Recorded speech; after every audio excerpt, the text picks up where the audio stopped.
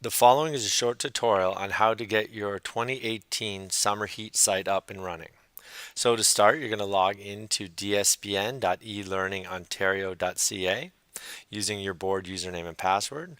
Once you log in there, you're going to see in this My Courses widget, you're going to find the summer heat site. So I'm going to go into EI McCauley's. So if I click on this one, it lands me on this page. And then I'm ready to go. From here, you can start by setting up the page and getting it the way you want to look. So to start, this banner at the top, you can change easily if you click on this ellipse. So if you click on this, you can change image. You're going to notice there's a lot of images you can choose from. There's a search bar. So if you wanted to write summer in there, you would see there's all different choices. You can also upload. So if you were doing this from your device, you could take a picture of, say, the school and upload that picture into that banner. So it's really easy to do. You just say use image, and then there it is a new banner image. So it might be a nice way for you to customize, really easy and fast. Another thing you can do in D2L is you can edit the home page and the design. So if you scroll to the bottom, you're going to see when we scroll down, first of all, we have a news area here, a calendar area here, and then we've added some summer links that they'd be able to access, including the carousels from grade 1 to 6. So if you wanted to edit any of this, you would just click on the ellipse at the bottom and click on Edit Homepage. Now when you're in Edit Homepage and you scroll down, you're going to see that there's the setup of your page. As we said, news, calendar, and summer links.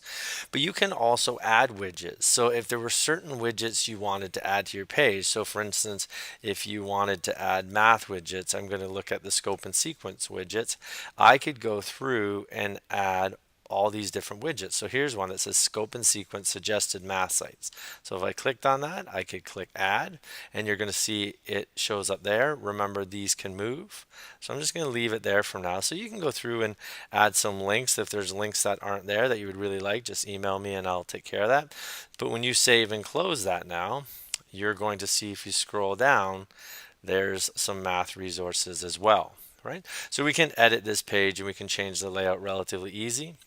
Next thing I'll show you how to do is use the calendar. So if you're going to use the calendar feature, the easiest way to do it is drop this down and say go to calendar, or you can just click on calendar.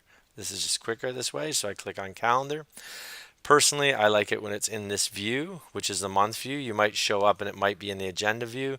I always put it on the month view because then it's really easy to set up and do. So for instance, if I wanted to put an event in there or something that we're doing, I just click on the date. So if I click on this date, I could say summer heat, and I literally just create it. Now, if I wanted more options, I could click more. And what more does is, you'll see it allows you to do a description. Most people don't use that because it's kind of, you have to click on it to get to it. But the nice part is if you wanted to set a specific time, you could do that. It also does reoccurrences. So if you're doing something like every other day or every week, you could set that. But this is really what most people would use it for. So if they wanted to set a specific time, so you could set this, say for instance, to 10 a.m. and then create it. Oh, it wants the both dates to align up. So I would say 10 a.m. to 11 a.m. and just create that. And you're going to see that when I go back to my site, so you see it on the calendar there. Anytime you want to get back to your home page, just click on Summer Heat 2018. This always brings you right back. So you'll see that there it is on the calendar. Nice part about this calendar is once that is gone by that date, it naturally comes off and kind of cleans itself up. So it's a great way to communicate dates really quickly and easily. Now let's move on to the news. For in the news, start with this drop down arrow. And in this drop down area, you're going to click new news item. Once you click new news item, you're going to get what they call the WYSIWYG editor. What you see is what you get, or the HTML editor. And it's pretty straightforward. So if you wanted to do something like end of the year activity, you have to have a title. In here, you would put your text, right? And if now you wanted to add an image, say you use something like PicCollage, or you had an image that you were looking to use, you would just go to the camera button. In the camera button, you would just access My Computer. You would go File, Upload. You'd find the image that you created or wanted to put in. You'd select it, and then you would just open it up. You'd see that it brought it in. You would just add it to your page. This is the only non-intuitive part. It wants alternative text, so you can label what that picture is. This is for visual impairments, or you can just click this image is decorative and then OK.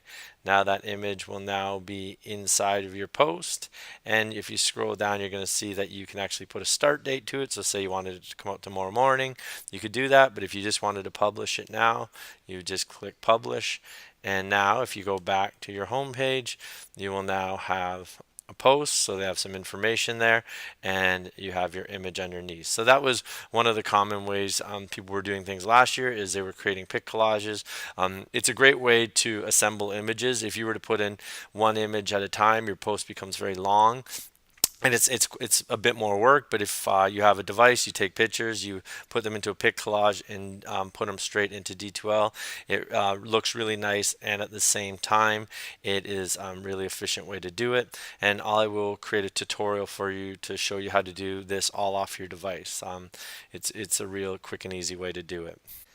Finally, the last thing I want to show you how to do is I want to show you where to get your login information and how to add users. So you go to Edit Course at the top. Once you click on Edit Course, what you're looking for is Class List. So you'll see it's under Learner Management. So once you go into your class list, you're going to see that under students, you have one student in there. And this is a generic login that your students will use throughout the summer, or they can go and parent over shoulder with them. And the username is Summer Heat EIM, and that's for EI McCully, but you'll get a specific one for your school. And the password is always going to be summer. So it's your username and then password summer, and that will allow them to log in and see all the great things that you're posting.